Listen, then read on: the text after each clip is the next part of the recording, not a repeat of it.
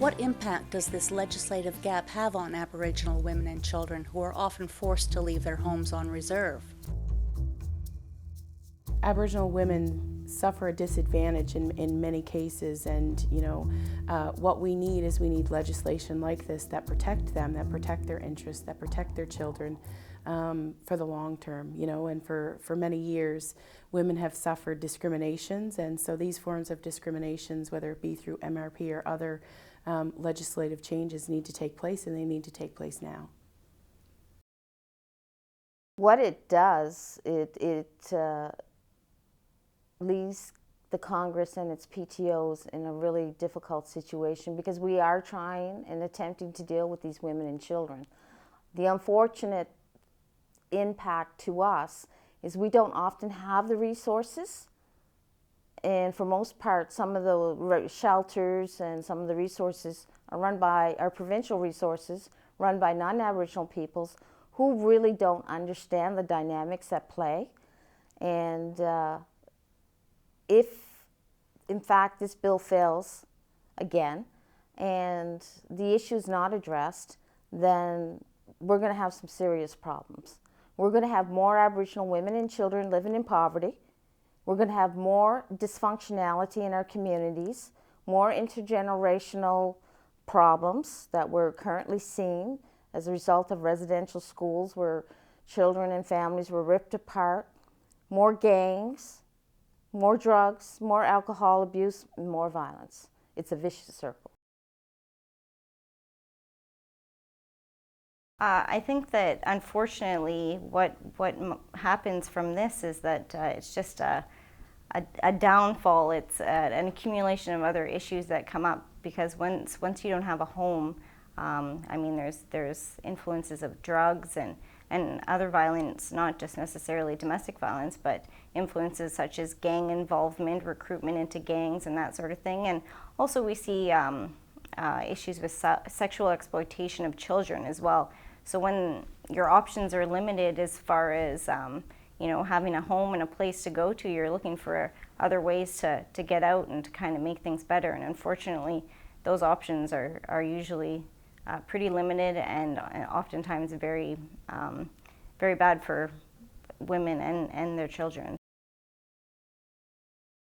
Sometimes it's easier to stay than it is to go, and so when they do go, they're like, if they have to go to a shelter in New Brunswick, there's only one off-reserve shelter and for Aboriginal women, and it's funded provincially, and they don't get funding from Indian Northern Affairs, although the reserves, I am told that each reserve has their own women's shelter. So that's a huge gap in services when you're looking at 15 reserves in our province, and you're looking at 28,000 off-reserve Aboriginal peoples, which that can very easily affect men and women both.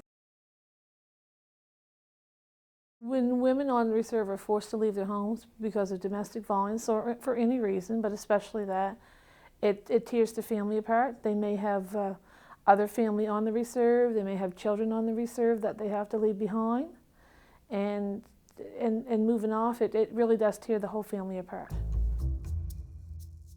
How important is the issue of matrimonial real property to your organization? It's extremely important. I mean, we're talking about a functional, basic human right, which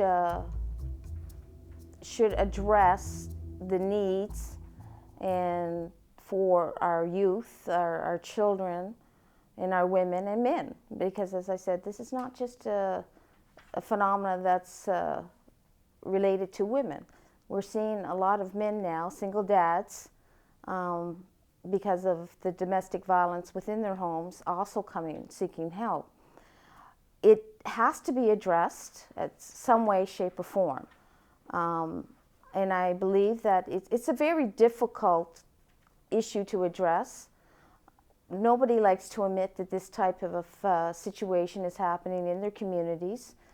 And if we don't address it now, we're going to end up with another generation of dysfunctionality within our younger people.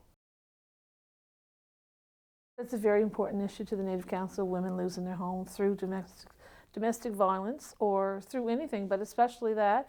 The Native Council does have a second stage shelter for women, and we have 4 apartments, and they're constantly filled. We usually have a waiting list, and a lot of those people are from on reserve, so it is important. Somebody's got to help them. We're in a position where we can assist them to some extent, whether it's through moral support, whether it's through advocating on their behalf. And we don't do it to interfere. We do it to ensure that this individual is treated fairly, has a safe environment to live in. And sometimes when people in these situations try to stand up for themselves, they don't have the money that sometimes is required. They are afraid, that of what might happen if they raise too much hassle in the community. And, they're in a rather difficult situation. Do Aboriginal women face persecution and retribution if they come forward with their stories?